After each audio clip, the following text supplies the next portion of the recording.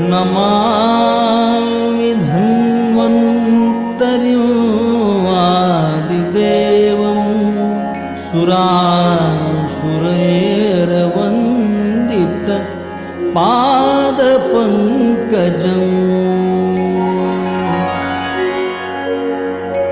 लोके जरार्भयमृत्युनाशनं दातारमीशं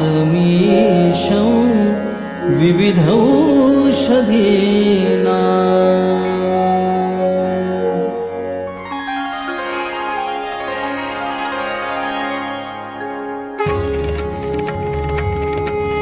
नमामि धन्वन्तरिं नमामि धन्वन्तरिं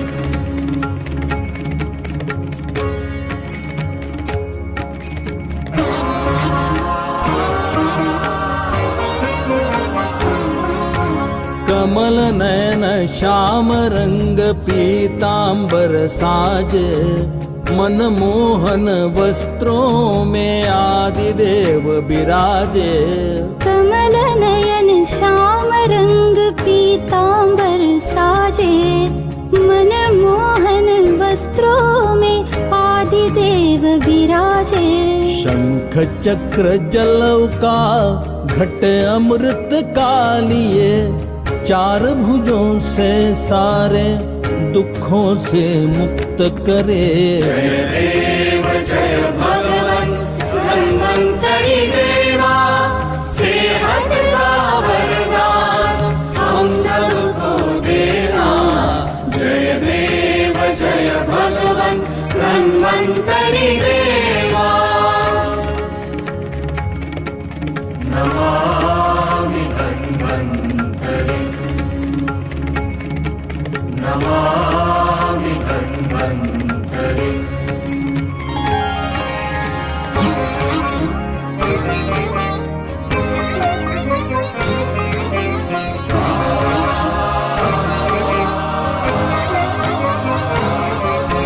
सुर असुरों के सागर मंथन से आए अमृत का घट भर कर संजीवन लाए। सुर असुरों के सागर मंथन से आए अमृत का घट भर कर संजीवन लाए। भय दुख दूर करे जरा मृत्यु हारे मन का और तन का स्वास्थ्य हमें देना। जय देव जय भगवन् धन्वन्तरि देवा सेहत का वरदान हम सबको देना। जय देव जय भगवन् धन्वन्तरि देवा नमामि धन्वन्तरिं नमामि धन्वन्तरिं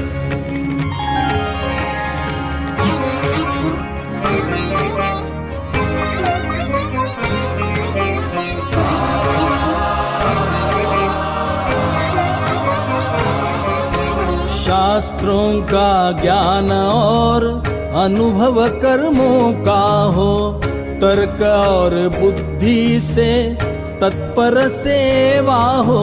शास्त्रों का ज्ञान और अनुभव कर्मों का हो तर्क और बुद्धि से तत्पर सेवा हो।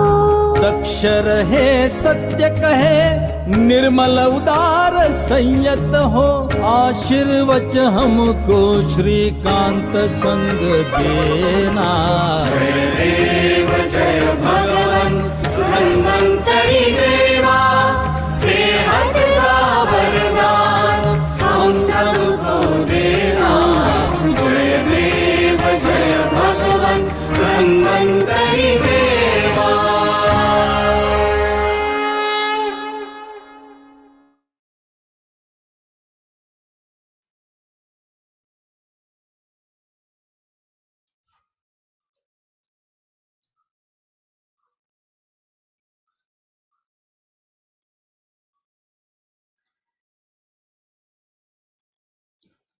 अब आ रही है आवाज?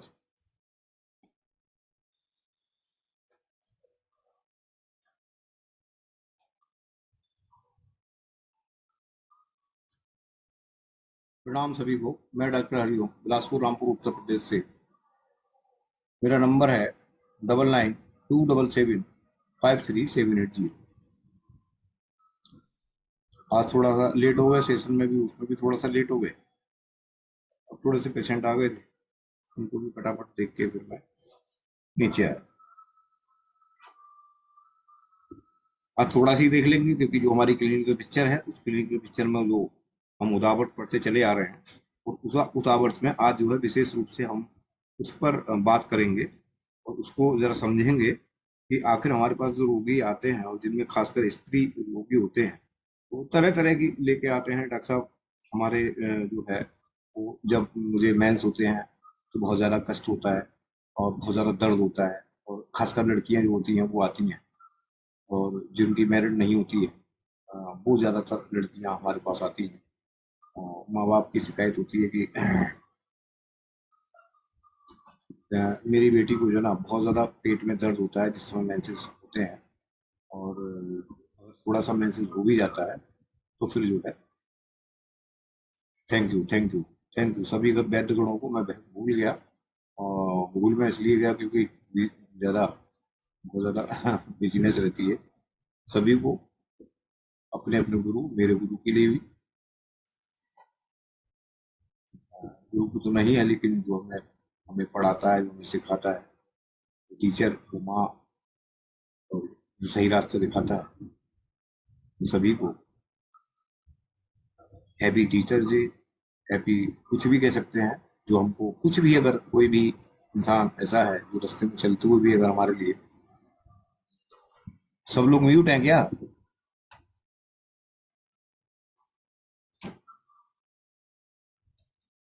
ठीक है। जी सर, हाँ प्रणाम सर, हो सर। गया। हैप्पी प्रणाम टीचर्स डे सर। सर। प्रणाम प्रणाम। Happy teachers day sir. Thank you सभी को, मेरी तरफ से भी सबके लिए। जो रास्ते में चलते हुए अगर एक हमको शिक्षा दे देता है तो वो भी हमारे प्रकार, एक प्रकार से वो हमारा टीचर ही होता है, जिन्होंने हमारे लिए एक एक कदम बढ़ा दिया जो हम सुबह सोच के चल रहे थे, और उन्होंने हमको इम्प्रूवमेंट कर दिया कि आपको ऐसा करना है।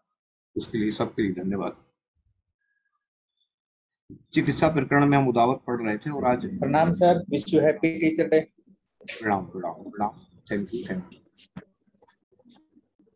तो खासकर से हमारे पास ऐसे पेशेंट आते हैं जो कि लेडीज होती हैं, और अक्सर उसमें बहू बेटियां सभी होती हैं।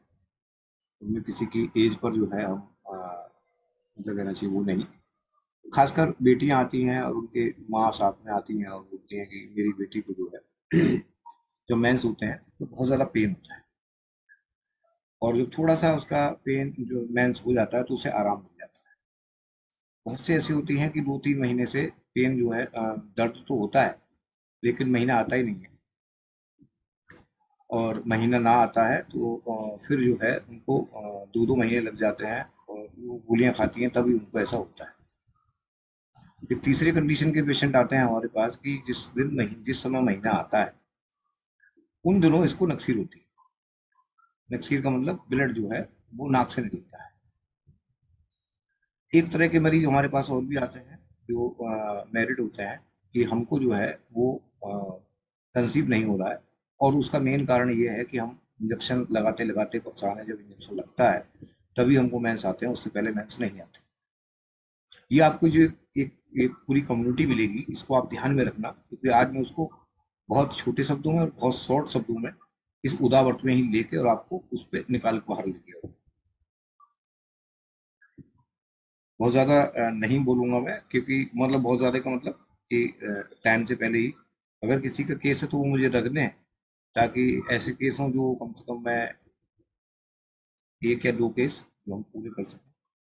संगीता का तो है 1 केस और भी है जो पूछना चाह रहे थे।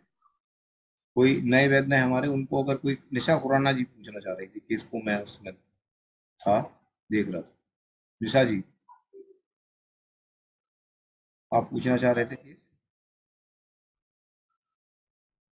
प्रणाम सर। हाँ जी सर, मैं वो पूछना चाह रही थी, जो मैं मेडिसिन ले रही थी सर, उसके बारे में फॉलो अप बताना चाह रही थी सर। चलो ठीक है, आप हैंड रेज कर दो, मैं फिर ठीक है। तो व्यवसाय की दृष्टि में जब हम देखेंगे, व्यवसाय का मतलब हमारा प्रोफेशन है, उसकी दृष्टि में देखेंगे कि आतरफ का जो उदावर्तन होता है तो उसको विशेषता अब जो है, क्योंकि मतलब यहाँ चाहिए विशेषता का मतलब, अब उसका हम थोड़ा सा लेंथी रूप में पढ़ेंगे कि है क्या। लेंथी इतना भी नहीं, प्रत्याशा जब हम पढ़ के आए थे, जो हम देख के आए थे, तो उसमें वायु प्रधान अवस्था में थी। प्रत्याशा में भी एक प्रकार से जो जिस तरह से प्रत्याशा होता है उसकी संप्राप्ति भी ऐसे ही घटित होती है। ये एक चीज मैं आपको बता देता हूँ, वो अंत में ही आपको बताऊंगा कि आचार्यों ने एक शब्द लिखा है, और वो आचार्यों का शब्द है आत्रवो उदावर्त। चक्रीपाणी ने, चक्रीपाणी का मतलब चरक में, आप इसको देख सकते हैं, संदर्भ भी देख सकते हैं, इसको लिख सकते हैं, उसके लक्षणों को बताया है, और उसके लक्षणों को बता के फिर जो है उन्होंने नाम तो विशेष रूप से नहीं दिया, लेकिन लक्षणों को उनको बिल्कुल उसी के अनुसार बता दिया। और इसको आप जो है देख सकते हो, और इनकी टीकाएं हैं वो भी देख सकते हो। चरक चिकित्सा स्थान अध्याय 30 में 25वां श्लोक है। सुश्रुत उत्तरास्थान में अध्याय 38 में 9वां श्लोक है, और अष्टांग हृदय उत्तर स्थान में अध्याय 33 में 33वां श्लोक। ये 3 जगह जो है इसका नाम दिया। जो समाज में भी बोलते हैं कि किस तरह से हमारे पास मरीज आते हैं, वो भी भाषाएं हमने लिखी हैं कि समाज में किस किस तरह से इसको बोलते हैं। उदावर्त के ऊर्ध्वगमन, ऊर्ध्वगमन का मतलब ऊपर की तरफ, जो आतरफ का ऊर्ध्वगमन होता है, नीचे की तरफ जाना चाहिए था, ऊर्ध्वगमन ऊपर की तरफ वायु के द्वारा हो जाता है, क्योंकि वायु जो है ऊर्ध्व गति को प्राप्त जब होती है तो अपने साथ वो रक्त को साथ लेकर, मतलब जो आतरफ में इकट्ठा रक्त है, जो एंडोमीट्रियम में इकट्ठा हुआ जो रक्त है, उसको वहां पे नीचे की तरफ ना लाके बल्कि ऊपर की तरफ अपने स्रोतों में ही, जो आतरफ स्रोत है उनमें ही ले जाते हैं। और ले जाने के बाद ऊर्ध्वगमन का ज्ञान बुद्ध वैद्यों को होता है, जो बुद्धिजीवी होते हैं, जिनके वैद्य की सिस्टम होता है, जो वैद्य के रूप से कार्य करते रहते हैं, और उनकी पीढ़ी दर पीढ़ी होता है, तो उनके पास मरीज किस तरह से आता है, तो जो वैद्य होते हैं उनको भी किसी चीज का ज्ञान होता है। आतरफ 2 अथवा अधिक मास, कहते हैं कि पेशेंट आया था आतरफ 2 महीने में, 2 महीने में आता है, या फिर उसको 2.5-3 महीने लग जाते हैं। तो ये जो मतलब चाहिए वृद्ध, जो बहुत बूढ़े वैद्य होते हैं, जिनको बहुत ज्यादा अनुभव होता है, और जो अनुभवी वैद्य होते हैं, वो ये कहते सुनते हैं, और कहते सुनते हैं आपस में बात करते हैं कि ये हमारे पास जो पेशेंट आया है, इसकी वायु के योग से मासिक ऊपर चढ़ गया है, ये वो बोलते हैं। मतलब वो हमारी आयुर्वेद की भाषा में उदावर्त नहीं बोलते, बल्कि वो कहते हैं जो मासिक है वो वायु के प्रकोप से जो है ऊपर की तरफ चढ़ गया है। इसलिए रजोरोध अनाआतरफ का जो इतिवृत्त, जो इतिहास मिल रहा है उसका लेकर, जो हमारे पास रूणा आई है, उसमें उसकी मेन कंप्लेंट ये है कि गर्भ स्थिति, उसकी गर्भ स्थिति को पूछना है कि आपको गर्भ कभी हुआ या नहीं हुआ। दूसरा पूछना है आपको पांडु रोग हुआ कि नहीं हुआ। ये 2 चीजों को आपको वहां पर ये पूछना है। अगर गर्भवती, अगर वो मैरिड है तो उससे पूछ लेना है कि आप गर्भवती, शादी हो गई, गर्भवती हो गई थी, आपके बच्चे हैं, और नहीं तो फिर सीधा दूसरा प्रश्न पूछना है उससे। दोनों प्रश्न दोनों से पूछने हैं। मैरिड बताएगी नहीं हुई है, और दूसरी बताएगी कि हाँ ये दोनों है, गर्भवती में बच्चा मेरे है, और मुझे पांडु रोग। पांडु रोग का मतलब वो नहीं पता कि खून की कमी है, लेकिन वो अपने शरीर को बताएगी कि मुझे झंझनाहट, चक्कर, ये सो वो, बहुत जल्दी थकान हो जाती है। तो उस स्थिति में फिर आपको देखना पड़ेगा कि हम सबसे पहले ये देख लें। तो यहाँ पर आप लाइन ऑफ ट्रीटमेंट भी लिखते चले जाइए। उदावर्त पे सीधे ध्यान नहीं रखनी है, उसको 2 चीजें देखनी है कि यहाँ पर उसको देखना है कि इसको एनीमिया तो नहीं है, कहीं पांडु रोग तो नहीं है। अगर वो पांडु रोग है तो वो किस प्रकार का है, तब पांडु रोग में जाएंगे कि आप कहीं मिट्टी तो नहीं खाती हो। होता क्या है ना कि कभी कभी आपने देखा ही होगा, बहुत सुनने में आता है कि जो गर्भवती महिलाएं होती हैं वो मिट्टी उट्टी खा लेती हैं, मिट्टी उट्टी खाती हैं, तो वहां पर आपको पांडु रोग को देखना है कि ये पांडु रोग है, कहीं मृतकजन पांडु रोग तो नहीं है, कहीं किसी पित्तज बहुत चीजें खाती है, उसकी वजह से पांडु रोग नहीं हो रहा है। तो वो चीज आपको देखनी है कि यहाँ पर जो एनीमिया हो रहा है वो हो किसके कारण, हो किसके कारण हो रहा है। अगर वो कारण आपको पता चल जाएगा तो सबसे पहले आप एनीमिया से इसको शुरू करते हैं। लेकिन आपके ध्यान में तो रहना चाहिए उदावर्त। उदावर्त के ऊर्ध्वहन का एक असत्य परिणाम ये होता है कि इसका उल्लेख आयुर्वेद के तंत्रों में उपलब्ध नहीं होता है, परंतु आधुनिक चिकित्सा शास्त्र में इसका निर्देश पाया जाता है। और जैसे विकारियस मेंस्ट्रुएशन, उस नाम से क्या लिख देते हैं, वो एलोपैथ वाले के पास होके ही आएगी, आपके पास जब भी आएगी उनके पास ही होके आएगी, उससे पहले जो है वो नहीं आएगी। तो कोई अपने डायग्नोसिस लिख देते हैं कि विकारियस जो मेंस्ट्रुएशन होता है, विकारियस मेंस्ट्रुएशन होता है। विकारियस मेंस्ट्रुएशन होता क्या है वो मैं आपको पहले ही बता चुका, अब मैं एक बार फिर रिपीट करूंगा। इसमें स्थिति ये होती है कि नारी को जब आत्रप प्रवृत्ति के दिनों में, अर्थात जिसमें उसका मासिक धर्म की डेट तय है इस डेट से लेके इस डेट तक मुझे मासिक धर्म होता है, और अभी 28 को आया था, फिर 26 को आएगा, वो उसके दिमाग में रहती है। उस समय क्या होता है, उस समय जो उसका जो मासिक धर्म होता है वो आता तो नहीं है, लेकिन वायु क्या करती है उसमें, जो आत्रप प्रवृत्ति के दिनों में जो आत्रप प्रवृत्ति होती नहीं है, उसमें वायु क्या करती है, रुद्र हुआ रक्त शरीर के इतर भागों में प्रवृत्त करता हुआ वायु वहां से ऊपर को खींच के ले जाएगी। पूरे शरीर में जो रस व स्रोतस, रक्त व स्रोतस और आत्मा व स्रोतस को दुष्ट करती हुई वो पूरे शरीर के अंदर भ्रमण करेगी, और क्योंकि उसे निकलने का तो रास्ता चाहिए चाहिए, अब वो निकालेगी किसी भी तरह से इसको, क्योंकि नीचे की तरफ से तो वो निकाल ही नहीं सकती, क्योंकि वो खुद उदावर्त की स्थिति में है, ऊपर की तरफ उसका रास्ता हो गया, उसका गमन भी ऊपर की तरफ हो गया। तब वो क्या करे, तब मैंने बताया ना कि हमारे क्या होते हैं, किसी को पता है, मैंने बताया था, मैं पूछ रहा हूँ किसी को पता है कि मैंने एक बार बताया था कि कुकर में सेफ्टी वाल्व होते हैं,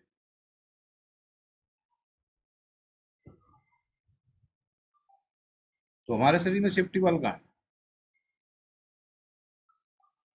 सर ये नवद्वार ही तो हमारे सेफ्टी द्वार है सर, ये बहुमुख से तो सर। हिमांशु जी ने बता दिया, और कोई बताए? सर सप्त द्वार जो है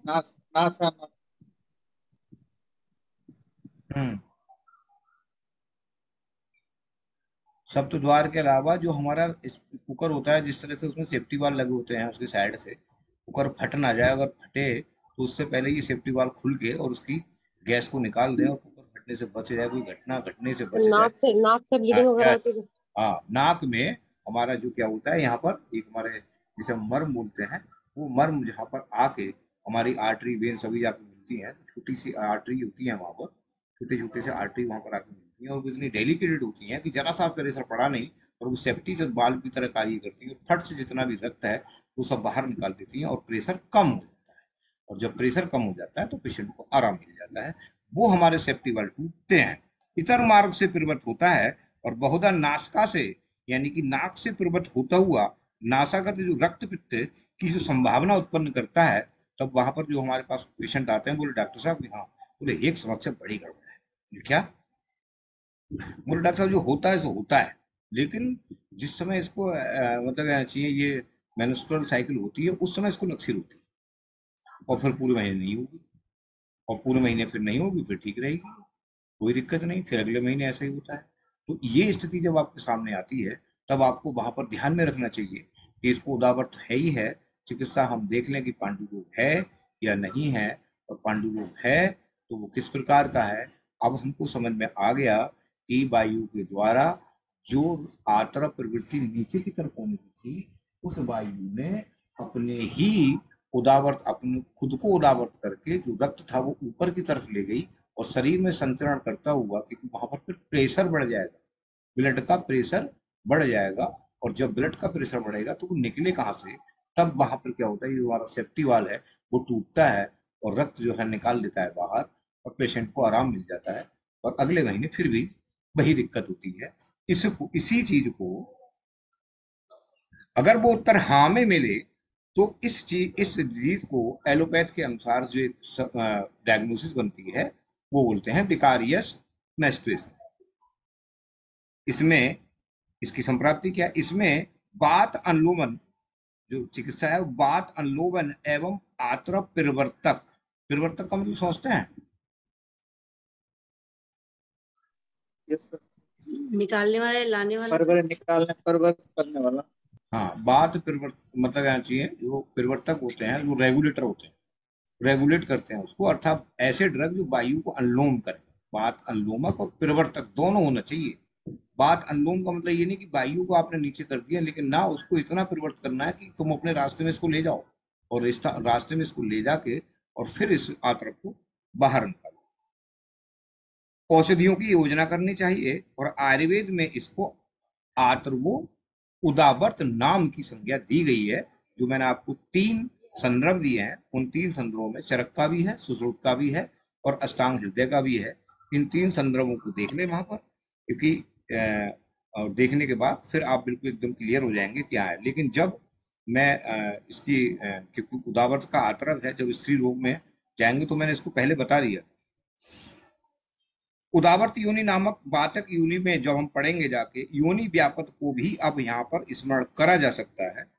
उदावर्त और उदावर्तनी योनि, ये उदावर्तनी जो योनि होती है इसका विवरण महर्षि चरक ने दिया है। इसको आप लाइन खींच सकते हो कि कहाँ पर हम इसको कनेक्ट करें, तो उदावर्तनी योनि वहां पर आप इसको कनेक्ट कर सकते हैं। थोड़ी सी किताब भी खोला करें आप जरूर, क्योंकि जहां आपको लगता है कि आज एक पॉइंट मिला है हमारे लिए, तो आप जो है चरक खोल के वहां पर थोड़ा सा, बहुत ज्यादा देर नहीं लगती है, मुश्किल से 15-20 मिनट लगते हैं। ठीक है, बहुत ज्यादा देर लगती है, मुश्किल से 15-20 मिनट लगते हैं।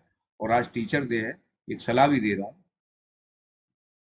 हालांकि करते बहुत कम लोग हैं, ये दुख इस बात का ही होता है। एक सलाह दे रहा हूँ कि जब टीचर पढ़ाता है तो वो रात में 3 घंटे पढ़ता है। मैं अपनी बात नहीं कर रहा, सबकी बात कर रहा हूँ।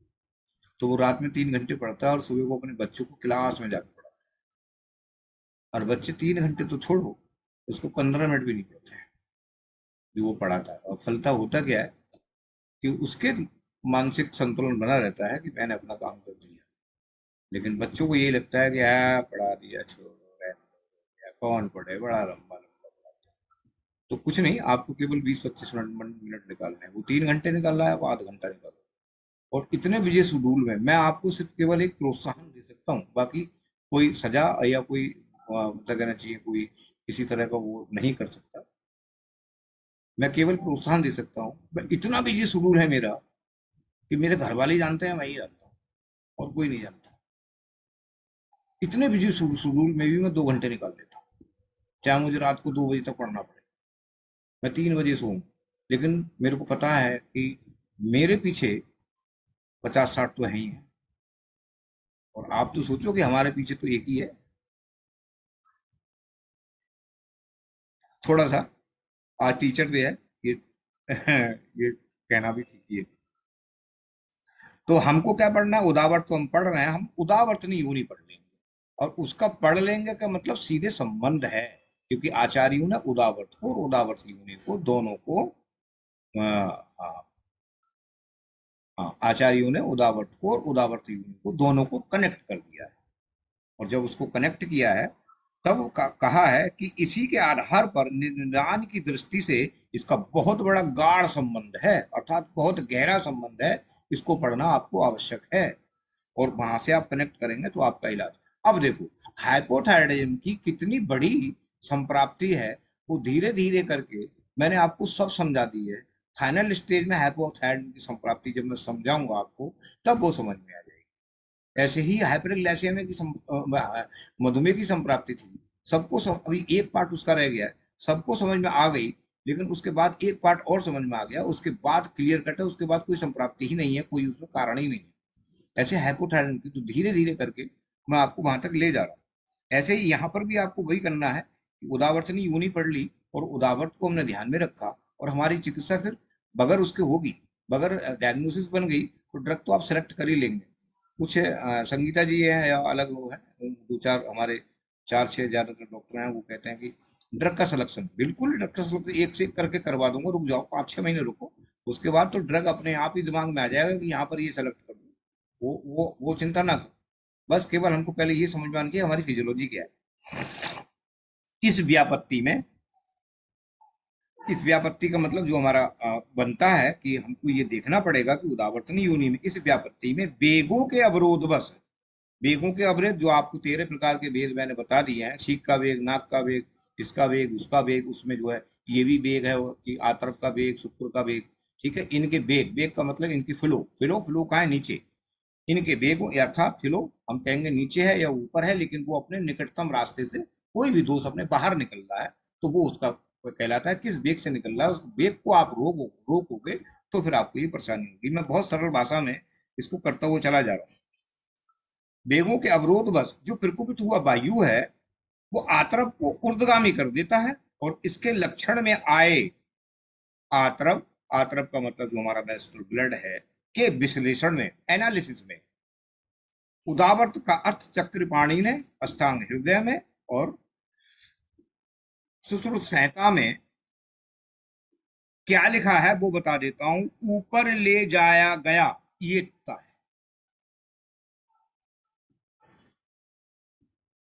ऊपर ले जाया गया यही कहा है, इतना ही कहकर उन्होंने वहीं छोड़ दिया है। बोले अब तुम जानो, तुम्हारा काम जाने।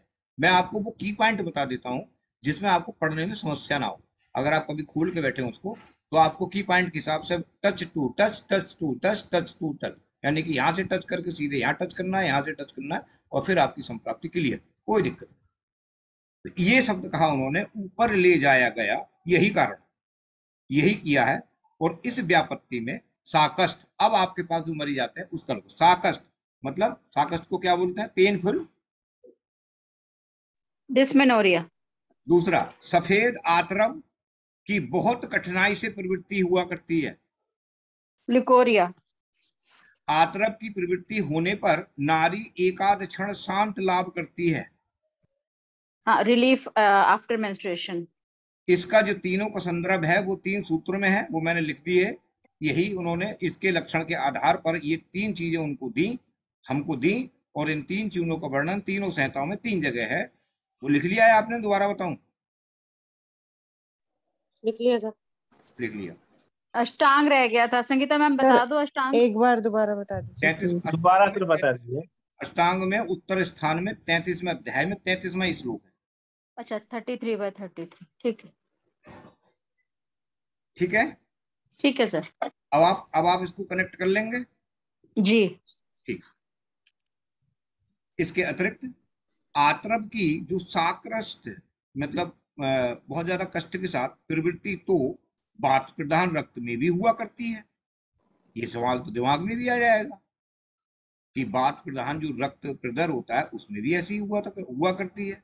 बात प्रधान विश्लेषण यहाँ इसलिए प्रयुक्त किया गया है कि यूं तो रक्त प्रदर मात्र के मूल में वायु ही हुआ करती है, इतर दोष का मतलब और दोषों की अपेक्षा वायु का प्रकोप सा विशेष होता है, और कटी आदि में शूल रक्त प्रदर में अपेक्षा अधिक हुआ करता है। ये डिफरेंशियल डायग्नोसिस लिख लो।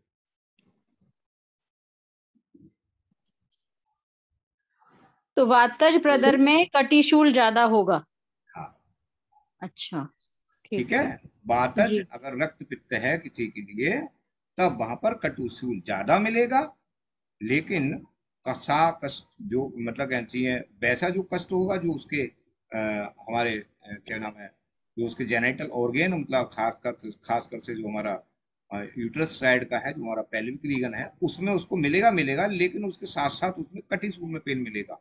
अगर उसमें कटिशूल में पेन नहीं मिलता है तब आप सीधे उदावत की तरफ चले जाइए, और अगर कटिशूल में ज्यादा पेन है तो सीधे आप रक्त प्रदर की तरफ जाइए। रक्त प्रदर सर, डिस्मेनोरिया यहाँ पे 2 हो गए। अगर डिस्मेनोरिया पेट में अगले भाग में ज्यादा दर्द है तो उदावर्त मानेंगे, अगर कटी प्रदेश में ज्यादा दर्द है तो वात प्रधान रक्त प्रदर मानेंगे। वात प्रधान रक्त।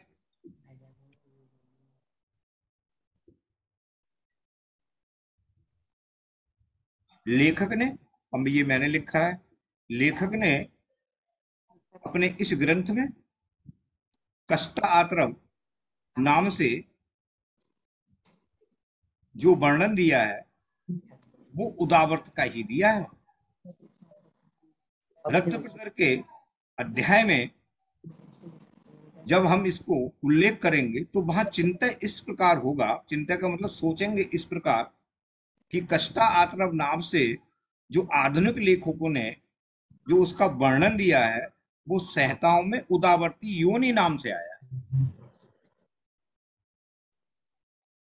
ये मेरा अपना है, वो जो है मैं उसको और ज्यादा मॉडिफाई करके तब मैं उसको लिखूंगा। ये मैंने आपको सिर्फ इसलिए ही बता दी। इसके अगर केस मेरे पास हैं तो ठीक है, मैं केस ले लेता हूं। और कल होगी फॉल्स प्रेगनेंसी। सर आपने अभी बोला कि कष्टार्तव जो है उसको हम उदावर्तनी उसमें लेके चलेंगे योनि में। हाँ योनि व्यापक के अंडर। हाँ हाँ यस ठीक है सर। और सर एमिनोरिया जो होता है सेकेंडरी एमिनोरिया, वो भी इसी में ही आएगा ना? है जो एमिनोरिया हो जाता है वो भी इसी में ही आएगा ना? हाँ, वो भी सब इसी में है। देखो अगर उसमें जैसे कि एमिनोरिया है तो उसको क्या हो रहा है कि जो आतरव है वो आ ही नहीं रहा है 4-4-5 महीने तक, 2-2 महीने तक नहीं आ रहा है। तब हम यही देखेंगे कि उसमें 2 चीजें कंफर्मेशन करनी है हमारे लिए कि उदावर तो हमारे दिमाग में है, लेकिन ये देख लें इसको एनीमिया तो नहीं है। अगर एनीमिया है तो वो है किस टाइप की? कहीं ऐसा तो नहीं मिट्टी खा रही है। मिट्टी खाने का मतलब हम लड़कियों से भी पूछ लेंगे कि तू मिट्टी नहीं खाती, मिट्टी तो नहीं खाती, वो तो मना कर देगी। एक प्रकार को 99% केस ऐसे मिलते हैं कि उसमें नहीं खाते हैं। लेकिन गांव से जो मरीज जाता है वो कहीं ना कहीं लड़कियां मिल जाती है कि हाँ ये पिंडोल की मिट्टी वगैरह खा लेती है। ये पिंडोल तो नुकसान ज्यादा नहीं देता है, लेकिन वैसी वाली मिट्टी ज्यादा खाती है। ये खड़िया बढ़िया खा ली इसने जो घर में है, या वो क्या नाम है जो पकी हुई मिट्टी होती है, वो हमारे जो कुम्हार होते हैं जिसको अलग अलग दिए विए बनाते हैं या घड़े बड़े बनाते हैं, वहां से वो ले आती है और वो खाती है, उनकी आदत पड़ जाती है। ये चीज ज्यादातर मिलती है जो हाँ तंदूर खा जाते हाँ हाँ हाँ हाँ ये चीज ज्यादातर मिलती है। खा जाती है सर। बच्चों वाली वो लिखने वाली वो होती है ना, वो पत्तियां, हाँ हाँ पत्तियां भी खा लेती हैं। हाँ हाँ हाँ हाँ तो सलेटी। हाँ हाँ और वो मुल्तानी मिट्टी होती है वो भी खाती है। हाँ वो भी खा लेती है। तो ये जो ज्यादातर स्थिति होती है ना, ये मिलती है 1% तो मिल जाएगी अनमैरिड में, लेकिन 90 लगभग 30% औरतों में ऐसी मिलेगी या लेडीज में ऐसी मिलेगी जो मैरिड होंगी और इनके एक आध जो है वो गर्भ स्थिति होके और उनका बच्चा होगा उनके पास। तो ये जो हाँ सफेद पेंसिल भी खा लेती है, सही कह रहे हो, सिलेटी पेंसिल है तो वो भी खा लेती है। मैंने देखा है अपनी आंखों से और अपनी ओपीडी में देखा है, और लड़की के हाथ में थी और वो खा रही थी उसको। वाह! मैंने बोले डॉक्टर साहब इसको यही खाने का है। और बहुत से तो क्या करती हैं कि अपने वो उसमें जो है वो एक पॉकेट बना, आजकल एक सिस्टम चल गया, एक पॉकेट होती है उनकी कहीं होती है और उस पॉकेट में वो पड़ी रहती है और वो बाजार आएंगे, वो अपने टूटी चली आएंगी, किसी को पता ही नहीं चलता कि खा क्या कौन रहा, बस खा रही है, कुछ कुछ है। सर कच्चे चावल भी खाते हैं, काफी बहुत सारी चीजें डॉक्टर खाते मनदीप हैं कह लोग। रही है टेस्टी होती है। डॉक्टर मनदीप कह रहे हैं टेस्टी होती है। मनदीप भी खाती होगी ना? नहीं नहीं मैम, अब कैल्शियम पूरा हो गया। नहीं तो टेस्ट कितना होना है, बार बार खाया होना, ताई कह रही है ना। मैम छोटे होते खाते थे ना। अच्छा चंगा, ठीक है। तो यहाँ तो पेशेंट्स आते हैं, उनके बताते हैं अटेंडेंट के बेड के नीचे, गद्दे के नीचे सब ये कुल्हड़ और ये सब रखे रहते हैं, दिए वगैरह नहीं जो दिवाली में जलते हैं, वो सब भर भर के रखे रहते हैं और वही खाती रहती है। तो इस चीज का विशेष ध्यान रखना है, फिट कर लो। बहुत अच्छी होती है उसकी खुशबू। हाँ हाँ हाँ कौन बोल रहा है? मनदीप मनदीप खुशबू बहुत अच्छी होती है, जैसे अब मिट्टी मेरे को वाली समझ में होती है ना, आया, कि बारिश हो रही है समझ में आया, मिट्टी अब आया समझ में मेरे को। मैं इतनी दवाई रिपीट कर रहा हूँ, इतनी मेहनत कर रहा हूँ, वो कह रहा है। प्रेगनेंसी में तो आपने आज हेतु निकला है, मनदीप का हेतु आज निकला है। नहीं आज सर असली संप्राप्ति प्राप्त हुई है। नहीं तो कहते कहीं फर्स्ट सेकंड थर्ड क्लास में कहीं खाई होगी। सर प्रेगनेंसी में तो आपने इंडिकेशन भी करा था वो तालाब वाली मिट्टी का। है प्रेगनेंसी में तो एक बार बताया था, जो तालाब के बीच में से कौन सी मिट्टी है वो निकाल के। हाँ वो जो मिट्टी होती है, जैसे प्रेगनेंसी में अगर किसी को खिलाते हैं तो वो जो क्या नाम है, जो पिंडोल वाली मिट्टी होती है ना, जिससे पिंडोल वाली, जिससे जो गांव में अक्सर जो है उसको बहुत वैसी मिट्टी होती है वो, तो उसको एक मलैया में रख लेते हैं और उसी से गृहिणी जो है वो पूरे चूल्हे का शुद्धिकरण करती है, तो वो कभी कभी खा लेती है, तो उसको खाने में कोई नुकसान नहीं। कल के लिए फॉल्स प्रेगनेंसी और शुक्र का उदावर्तन, क्योंकि शुक्र को उदावर्तन के बहुत मरीज आते हैं और शुक्र का उदावर्तन का बहुत इंपॉर्टेंट पार्ट है, और इसको जरूर आप लोग जो है उसको देखिएगा। मैं तो इसको पूरे डिस्क्राइब ही करूंगा। सर आपने इक्लेम्सिया भी बताया था, इक्लेम्सिया ले लूंगा एक इक्लेम्सिया भी ले लूंगा। सर अनाह भी बोले थे बताने के लिए आप। अनाह तो पूरा ही अलग लिखा है, मैंने, चिंता मत करो यार। और सर कर जी बोला जाए। हाँ, अनाह पूरा लिखा है, फिर उसके बाद में तीनों अवस्था पाक लिखी है, और तब उसके बाद में फिर आरोचक लिखा है, और उसके बाद सोत लिखा है, फिर उसके बाद में उदर रोग लिखा है, और उदर रोग के बाद फिर उदर के बाद फिर अर्थ पूरी चिकित्सा लगी, एक सीरीज वाइज है पूरा। ठीक है, वो चिंता ना। सर कर एक पक्षवात का मरीज है और उसका पूरा शरीर ही हिलता डुलता है सर, और हाँ जी, उसमें लगता है कि रोमेटिक आर्थराइटिस के भी कुछ हमको सिम्टम लगते हैं, तो कल कर सर लाइव ले लें उसको। हाँ लाइव ले लेना, आज नहीं, आज 2 केस हैं। आज नहीं सर, आज नहीं। हाँ बिल्कुल, कल ले लो। कल ले लेते हैं, ठीक है सर, ठीक। हाँ, अब मैं केस ले लूं। एक छोटा सा प्रश्न है सर मेरा। हाँ सर, जो मामा जी को आप मेडिसिन दे रहे थे अभी, मानस मित्र वटी, आरोग्य वर्धादि कषाय, आरोग्य वर्धनी वटी, बृहत्वा चिंतामणि रस, एविपत्ति का चूर्ण, सदगिलोय, अभ्रक भस्म, स्वर्ण माक्षिक भस्म, गोदंती, टंकण, प्रवाल, पंचामृत रस। अभी जो हमने ऐड किया था उसमें एक लीवर टॉनिक और ऐड किया था और प्रवाल पंचामृत रस ऐड किया था। तो उनका मेन कंप्लेन था जो कॉन्स्टिपेशन उनको रह रहा था सर, वो अभी भी वैसा ही है उनको। वो 2 चम्मच रात को कैस्टर ऑयल लेते हैं, सुबह उठ के उनको 1.5 घंटा लगता है, लगभग 2 गिलास जितना पानी वो घुट घुट करके आधे घंटे में फिनिश करते हैं, और उसके बाद ही उनको मोशन होता है। और जो चक्कर उनको आते थे, जैसे मैंने आपको स्टार्टिंग में बताया था, तो वो स्थिति भी सर उनकी ऑन ऑफ चल रही है अभी। जैसे परसों उनको मेट्रो के अंदर ही एकदम से चक्कर आ गया और वो 5 मिनट के अंदर ठीक भी हो गए। तो सर ऐसे केस में हमें कुछ करना चाहिए। वो चक्कर तो मैम सर्वाइकल का होगा, जैसे बैठी हो, खड़े हो गए एकदम अचानक। कहीं उनको एक बार उनको ये पूछना कि पोस्चर चेंज करने से चक्कर खत्म तो नहीं हो जाता है? वो मुझे ये बोलते हैं जैसे फ्रेश होने मोशन के लिए गए तब उनको कई बार बाथरूम में चक्कर आ जाता है, कहीं पे भी कभी भी आ जाता है। उनका पोस्चर का तो सर शायद ऐसा नहीं है, क्योंकि कभी भी आ जाता है, ऐसा नहीं है। वो जब बस बैठ के जब खड़े होके चलते हैं ना, मोस्टली ये होता तभी है उनको। कहीं बैठे हैं और एकदम से कहीं जा रहे हैं तो 2 मिनट के लिए आएगा और फिर वो ठीक हो जाएंगे। वो अब कहते मुझे यही है कि जैसे ही आता है मैं तुरंत जहां पे भी खड़ा होता हूँ वहीं तुरंत बैठ जाता हूँ ताकि मैं कहीं गिरूं नहीं। हाँ तो वो ठीक है, वो सर्वाइकल एक एक्सरे करा दो उनका। सर्वाइकल का भी मैम एक सर्वाइकल का एक्सरे करा दो। ठीक है, कोई प्रॉब्लम है। और दूसरा सर, जो इनका जो कैस्टर ऑयल 2 चम्मच चल रहा है, क्या उसको 3 चम्मच करूं? उनका मोशन कैसा रहता है? अपित्तकर चूर्ण को कैस्टर ऑयल में मिला के ही दो। अच्छा। 2 ही चम्मच रखो। हाँ, तो वो जो दवा में जो है विपत्तिकर चूर्ण जा रहा है, जो पूरी पुड़िया बनती है 3 ग्राम की, कोई दिक्कत नहीं, अलग से दे दो, उसकी मात्रा कम जा रही होगी। ठीक है सर। अच्छा, वो जो पुड़िया सर हमने बनाई है वो केवल 3 ग्राम की मात्रा है, क्या उसको 5 ग्राम करूं या नहीं?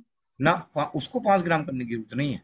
अच्छा, ठीक है सर। और कैस्टर ऑयल की मात्रा भी बढ़ाने की जरूरत नहीं है, क्योंकि उनको स्टार्टिंग में 10 ml लेने दो। हाँ, उसको 10 ml लेने दो और फिर तक चूर्ण मिला के दे दो। डन है। 5 ग्राम की मात्रा है विपत्तिकर।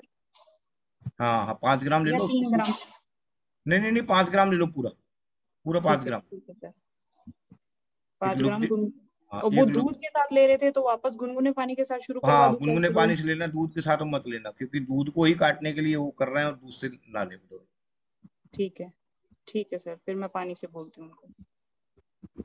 और जो उनकी मेडिसिन थी सर, जो गाबापेंटीन और ये सब चल रही थी, उसमें से उन्होंने सिर्फ एक गाबापेंटीन की जो मात्रा है वो पहले 100 mg जा रही थी, अब उन्होंने 50 कर दिया। मतलब वो 2 कैप्सूल में उसकी डोज निकाल के हाफ कर लेते हैं वो। ठीक। और अदर देन दैट जो और 2 मेडिसिन हैं उनकी, एक तो चल रही थी इनकी, क्या नाम है इसका, एक सेकंड सर, एस्लीजेन 400, इसमें है एस्लीकार्बाजेपाइन एसीटेट, ये 400 mg ही चल रही है सर, इसको अभी उन्होंने 200 mg नहीं किया। तो मैंने आज उनको बोला था कि आप इसकी मात्रा भी हाफ कर दो, 200 मतलब जो 400 की टैबलेट है उसको काट के आधी अभी ले लो, आधी जो 2 टाइम की जो डोज है उसको हाफ हाफ करके ले लें। तो ठीक है सर, अभी वो भी हाँ ये ठीक डोज है, कम ना ठीक, करूं, हाँ हाँ ठीक है, करवा ठीक देती हूँ। ठीक है ठीक। सर, बस यही पूछना था। Thank you sir. सर इसी से रिलेटेड एक सवाल है कि जैसे दो केस, एक ये दो केस में ले लूं उसके बाद, क्योंकि टाइम जी है सर। कम। सर हाँ लास्ट चीज, और इनकी मेडिसिन अभी रिपीट करनी है क्योंकि 11 दिन हो गए हैं दोबारा जब इनकी डोज चली है, तो हम हमेशा 15 दिन के बाद चेंज करते हैं। तो अभी यही दवा सब चलने दूं 1 महीने और?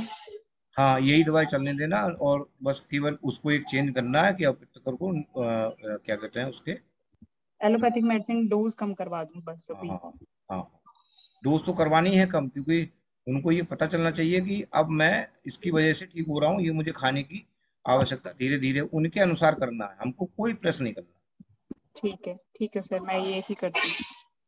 हम्म, ठीक है sir, thank you sir. Sir मैं बोलूं? हाँ हाँ बताओ, रखो। सर मेरा जो बैक एक का पेन का प्रॉब्लम था सर, हम्म, जो मेरी हिस्ट्री में थोड़ी सी बता देती हूँ सर आपको। वो मैं 10-12 साल पहले मेरी गिरने की हिस्ट्री थी। उसके बाद ऐसा नहीं था कि सर प्रॉब्लम थी, साल में एक आध बार हो जाती थी। तो हम्म, 1.5-2 साल पहले मुझे सर sciatica का अटैक हुआ था और मैं दोबारा ना बारिश में फिसल के गिर गई थी। उसके हाँ, बाद जो मेरा पेन था सर, वो दोनों बैक में भी था और साइड्स में ज्यादा पेन होता है सर। जैसे किचन में मुझे ज्यादा देर खड़ा होना पड़े या वॉक करना पड़े तो साइड्स में पेन होने लग जाता था। और सर हम्म, मेरी MRI की रिपोर्ट जो थी वो नंबर 1 और 2 में था पोस्टीरियर लेटरल डिस्क प्रोट्रूजन, और नंबर 5 और S1 के बीच में था sir mild retrolisthesis with diffuse disc bulge. Number 1-2 में भी प्रॉब्लम थी सर, और नंबर 5 और S1 में भी प्रॉब्लम थी। और सर मुझे आपने दिया था आम वातारी रस, केशोर गुग्गुल, त्रयोदशांग गुग्गुल, लहसुन आदि वटी, पंचकोल चूर्ण और अजमोदा आदि चूर्ण।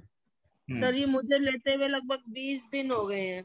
और मेरी जो अपर बैक में थोड़ा सा सुबह उठती थी जकड़ाहट सी रहती थी, पेन रहता था, मेरे को उसमें फर्क है।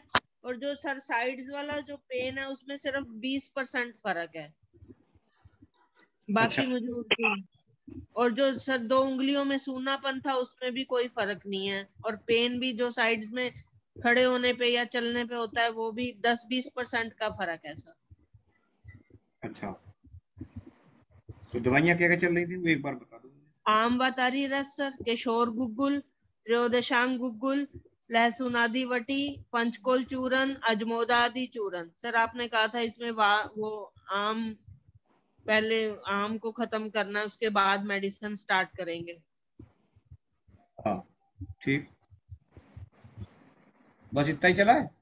हाँ जी सर, यही बस चलो अब 20 रिपीट दिन। करो, अब दवा दवा लिखो। हाँ जी अगर अब देखो, हमारे लिए उपसे तो मिल ही गया है कहीं ना कहीं। अब मैं पूछना चाहूंगा कि भैया अब इसमें तू थोड़ा बहुत आप लोग भी बताओ, और थोड़ा नहीं पूरा बताओ।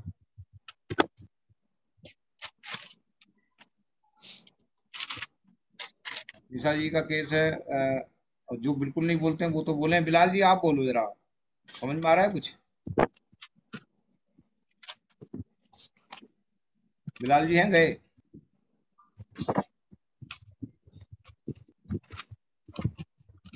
गरिमा सर। जी?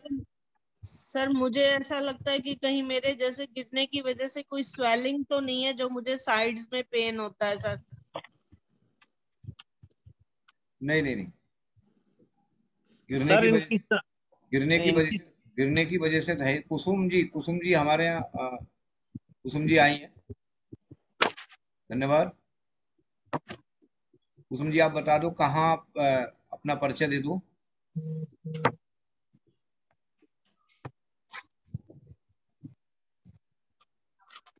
कुसुम जी सुन रही हैं? हेलो। जी जी हाँ जी सर, नमस्कार। सब आपके परिचय के अभिलाषी हैं। सर मेरा नाम डॉक्टर कुसुम है और मैं NHM में राजस्थान में हनुमानगढ़ में पोस्टेड हूँ। और मतलब PHC पे लगे हुए हैं अभी हम, संविदा पे। तो क्लिनिक नहीं कर रखा है सर मैंने, मैं बस क्लिनिकल एक्सपीरियंस के लिए इससे जुड़ी हूँ सर। तो मेरा तो ओपिनियन ये रहेगी जी कि सर। आपको मैं 2 मिनट बोलूंगा, उसके बाद नहीं बोलूंगा। जी सर। केस पे ही होगा। देखो, हमारे लिए काम करने के लिए एक प्लेटफॉर्म चाहिए होता है। जी सर। जितने भी हमारे या मैं उसमें खुद अगर शामिल हो जाऊं तो मेरे लिए आप लोगों की तरह जद्दोजहद करनी पड़ेगी। और दिमाग में आता है कि हमारे लिए काम करने के लिए कम प्लेटफॉर्म मिल जाए तो हम लॉट ऑफ एक्सपीरियंस ले लें उसका। ये सबकी अपनी जो इच्छा होती है, खासकर हमारे आयुर्वेद में। जिनको जो इच्छुक नहीं होते हैं पारिवारिक कंडीशन से या किसी भी तरह से, वो जॉब नहीं करते हैं या उनको करने नहीं दिया जाता है या उनका होता नहीं है, ये सब कंडीशन हर परिवार में किसी न किसी के रूप में लगी रहती है। जी सर। प्लेटफॉर्म हमको मिल रहा था वो हमने छोड़ दिया, और जिनको मिल गया उन्होंने, आप ये मत सोचना कि मैं आपको टारगेट कर रहा हूँ या मैं आपको कुछ ऐसा कुछ कर रहा हूँ। मेरी तरह चलो, कहता हूँ मेरी तरह चलो, ठीक है। मेरी तरह के चलने का मतलब एक बार चल के देखो, आनंद आएगा। और हमारे लिए एक ऐसा प्लेटफॉर्म मिल जाता है वहाँ गवर्नमेंट जॉब में जाके कि हम बिंदास होकर मरीज को दवाई लिख सकते हैं और उस पर पूर्ण रूप से अपने आयुर्वेद को अप्लाई करके उसको ठीक करने की कोशिश करते हैं।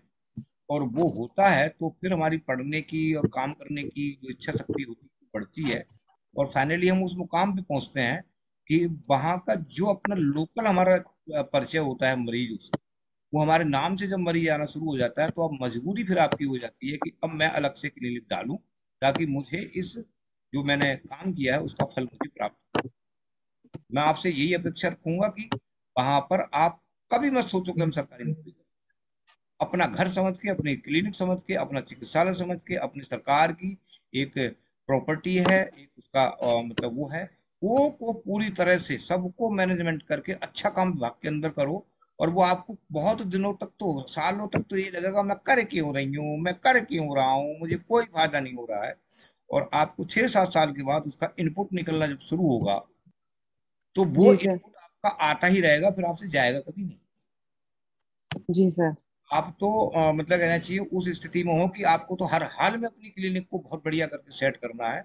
और जो परमानेंट हमारे डॉक्टर होते हैं उनकी तो मन से ही कुछ अलग होती है, उनके बारे में मैं कोई कमेंट्स नहीं करूंगा। लेकिन मैं उनके बारे में आपको जरूर समझाऊंगा कि आप जब चाहें मेहनत करके 2-4 साल के बाद अगर परमानेंट होती है तो ठीक, और नहीं होती है तो अपना एक एरिया वहां से फिक्स करो, अपने पूरे शहर को कवर करो, इतनी मेहनत करो। आपको एक्स्ट्रा मेहनत मत करो, आपको जो 6 घंटे वहां मेहनत करनी है वही करो, और 1 घंटा कर लो, वो समय कभी भी निकाल लो, और फिर उसके बाद आपका काम हो जाएगा।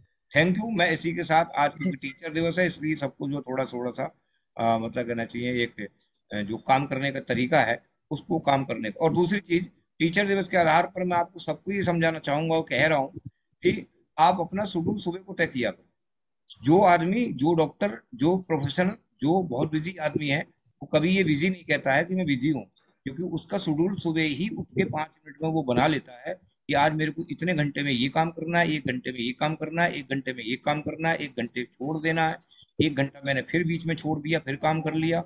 और जो मैंने घंटा छोड़ा है उसमें मैं अपने किसी मिलने वाले से, किसी रिश्तेदार से, किसी की कोई सामाजिक प्रॉब्लम है उसमें मैं समय दे दूंगा, अपने घर बार में राशन पाना है, ये लानी है, वो लानी है, उसमें मैं समय दे दूंगा। लेकिन आप अपना सुबह उठ के वो शेड्यूल जरूर सेट किया करो। अनशेड्यूल्ड आदमी कभी सक्सेसफुल नहीं होता। हमेशा में से यही सोचता है मैं बहुत बिजी हूँ और मैं इतना बिजी आदमी, और 4 घंटे वो सोचने में ही लगा देता। चीज मैं आप लोगों से विनती कर रहा हूँ, एक सिर्फ केवल आपको वो कर रहा हूँ कि आप अपना शेड्यूल तय करें। Thank you. अब जी सर, थैंक यू सर, बहुत ठीक बात। Thank you sir. जी हाँ, अब बताएं। Thank you sir. हाँ जी सर, मेरी तो रिलैक्सेशन मिल गया है, रिलैक्स इनको मिल गया है, कहीं ना कहीं कुछ ना कुछ हमको उससे मिल गया है। अब हमको चिकित्सा दूसरी तरह से करनी है कि ये जो अपघात हुआ है उसकी वजह से। सर मेरी जो तो जीभ सर है वो इनकी पहले भी कोटेड डायग्नोसिस थी क्या सर, हुई है अभी सर? कोटेड है। हैं? सर इनकी डायग्नोसिस क्या हुई है तभी तो ट्रीटमेंट बोला जाएगा। हाँ, तो वो अवगाहत तो है ही है, वायु तो है ही है, उसके साथ में जो है जो अब तक संप्राप्ति बनती है, क्या ये डिस्क बल्ज वगैरह ये सब हो रहा है उनको। ठीक है, आघात जन्य बात विकार, यही ना। हाँ जी सर मेरे हस्बैंड के इसमें बताया था उस टाइप का, उस हाँ टाइप का हाँ हाँ है शायद ना सर। रक्त और वात की संप्राप्ति बनी है। हम बात करी आपने उसके अंदर अश्वग्निवटी, अश्वगंधा और अश्वशिला कैप्सूल बताया। हाँ हाँ बिल्कुल बिल्कुल वही है, बस थोड़ा सा चेंज करना है, बाकी आप बता दो। सर रस राजेश्वर रस और लाक्षादि गुग्गुल। लाक्षादि गुग्गुल क्यों? सर वो आघात जन्य है ना, तो हो सके कि वो उसमें डीकैल्सिफिकेशन हुआ हो वहां पे कुछ, तो वहां पे पूर्ति के लिए कुछ कैल्शियम या अस्थि पोषक खटक देंगे जी, दोनों में से कोई एक। लाक्षा स्तंभन करता है तो इसलिए सर शायद स्तंभन के लिए मना करते हैं यहाँ पे कि लाक्षा ना दें, और क्योंकि यहाँ पे अस्थि मज्जागत वात होती है ना सर, आप मना करते हैं ना इसमें कि लाक्षा ना दें, क्योंकि लाक्षा का स्तंभन का जोड़ने का गुण है, लाक्षा जोड़ता है और हमने वहां जोड़ना नहीं है, हमने वहां पे वात को हटा के मज्जा व स्रोतस पे और अस्थि व स्रोतस पे कार्य करना है, तो वहां पे हम खटिक चूना इस्तेमाल करेंगे ना कि लाक्षा। और अभ्रलोह पे जी सर, ऐसा सर ने पहले बताया हुआ है जितेंद्र जी। जी सर। और लाक्षादि अस्थिमज्जागत ही तो काम करती है। सर लाक्षा जैसे निकलता है ऐसे माना जाता है ना कि जैसे जिसकी उत्पत्ति होती है उसके कार्य भी उसी के समकक्ष होते हैं, है ना। जैसे कि आयुर्वेद ये कहता है कि रक्त से रक्त की, मांस से मांस की वृद्धि, है ना।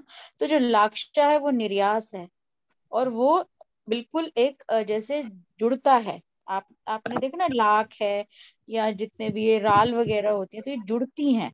तो यहाँ पे अस्थि और मज्जा के बीच में हमको स्तंभित का कार्य नहीं करना है, हमको पहले ही वहां से वो निकाल दिया है वायु ने आयाम गुण के कारण, तो हमको उनको पोषण देना है ना कि उनको जोड़ना है। पोषित करके और वायु का शमन करके उसको उसके स्थान पर वापस ले जाने का कार्य होगा सर यहाँ पे। तो यहाँ पे इसलिए लाक्षा मना की जाती है। अजय सर। ओ सर त्रयोदशांग गुग्गुल और पंचामृत लौह गुग्गुल, हाँ वो ठीक है, वो ठीक है। एकांक वीर रस गोदंती स्वर्ण माक्षिक। नहीं इतने सारे रस थोड़ी दे दोगे, रस राजेश्वर पुड़िया बनाएंगे मैम इसका। अच्छा अच्छा ठीक है ठीक मैडम है। इसमें उनको जैसे डिजनरेशन भी है तो वो संधान का काम, जैसे लाक्षादि का काम है संधान करना, अस्थि मज्जागत जो वात है उसको समन करना और अपने पोषक गुणों से वहां पर पोषण करना, पोषण के द्वारा वात को समन करना, और जो डिजनरेशन हुआ है वहां पर टूट फूट हुई है उसका संधान करना। लाक्षा के साथ में उसमें और भी कल्प है, अश्वगंधा अर्जुन। हाँ बिल्कुल वो हम देंगे, अश्वगंधा रिष्ट हम देंगे इसमें साथ में। नहीं, ये जैसे सब लाक्षा देंगे। कल्प की बात लाक्षा करें बाद तो में सर, लाक्षा बाद में, अभी जब वो अपनी जगह पे चला जाए तो अंत में लाक्षा। यहाँ पे औषध का प्रयोग भी जैसे आप ये नहीं होता कि शुरू में हम कुछ भी दे देंगे। आपने भी जैसे उस दिन बोला कि स्टेप बाय स्टेप हम चलते हैं, हम कोई भी चिकित्सा सूत्र अपनाते हैं, आपने हेतु निकाला, सब कुछ निकाला, फिर दोष दूष्य निकाला, बिल्कुल उसी के आधार पर चिकित्सा सूत्र को अपनाते हुए पहले हम उसको ठीक करेंगे। फिर अगर हमें लगता है कि हाँ हमारा संधान कार्य अभी भी नहीं हुआ, जब हम रस औषधियां दे देंगे सर, और बाकी दशमूल बला बला आदि तैलम का बहुत अच्छा योग है इसमें, ये सब देने के बाद में रोगी का अगर इवन MRI, सर मेरा अपना पर्सनल अनुभव है, मेरे कई सारे मरीज मैंने ठीक किए और कहीं पे कोई भी डिजेनरेशन उसके बाद नहीं पाई गई। अभ्रलोह देते हैं सर, आगे जितने भी अंदर के तंतु हैं उनको जोड़ देता है और रीजेनरेशन को प्रॉपरली कर देता है। और जहां तक रही अस्थि में जो जोड़ने की बात है, वो तो कैल्शियम की, जैसे आपने कहा कैल्शियम की पूर्ति नहीं है, डिजेनरेशन है, तो उसमें सर हम अस्थि पोषक या जो भी है हमारे खटिक के जितने भी योग हैं उनका प्रयोग करते हैं। ऐसा। अस्थि पोषक में भी यही कंटेंट सारे आ जाते हैं हमारे लाक्षादी। जी जी हाँ, नहीं लाक्षादी वाले आ जाते हैं, लेकिन हम यहाँ पे अस्थि पोषक नहीं देते। मतलब अभी तक सर 1 साल हो गया हमें यहाँ पे काम करते हुए, तो हम लोग मेथी दाना शीरपाक देते हैं, जो कि अस्थि धातु की अग्नि को उदीर्ण करता है, और वो अस्थि धातु खुद ब खुद, धातु की अग्नि जब अच्छे से जागृत हो गई तो वो कार्य करना प्रारंभ कर देती है। तो हम यहाँ पे मेथी दाना क्षीरपाक का प्रयोग लाते हैं। ठीक है अच्छा। ठीक है सर, ओके मैम। तो अब इसमें मैं ट्रीटमेंट ही बता देता हूँ, ठीक है? हाँ जी सर। पहले एक बार मुझे बता दो क्या क्या दिया था सर। अम्बातारी रस, केशोर गुग्गुल, लहसुन आदि वटी, पंचकोल चूरन, अजमोदादि चूरन, त्रयोदशांग गुग्गुल। ठीक है। अब इसमें सर एक चीज पूछना चाहेंगे सर, इसमें लहसुनादि वटी और केशोर, सर लहसुनादि क्या उदावर्त के लिए दिया है आपने, गैस के लिए? मैं बता रहा हूँ तू जाओ। अब इसमें लहसुनादि वटी काटो। हाँ जी सर। आम्बतारी अजमोदादि दिया है ना? हाँ जी। पंचकोल चूरन। आम्बतारी हो गया, अजमोदादि हो गया, लहसुनादि वटी काट दो, त्रयोदशांग गुग्गुल लिखो। हाँ जी। पंचामृत लोह गुग्गुल लिखो।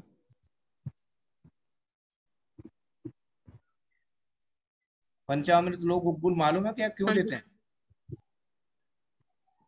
सर नहीं जो सुन्न होते हैं सर, जहाँ के नर्व्स की एंडिंग्स काम नहीं करती हैं, उनको जागृत करने के लिए देते हैं। पंचामृत लोह गुग्गुल, जहां पर भी आपको लगे कि यहाँ पर पेशेंट मुझे सुन्नापन बता रहा है, या वहां पर तो वहां पर जो हमारी क्या बोलते हैं, जो नर्स होती हैं, उनकी दोबारा से रीजनरेशन के लिए हम पंचामृत लोह गुग्गुल ये लिखें। हाँ जी सर।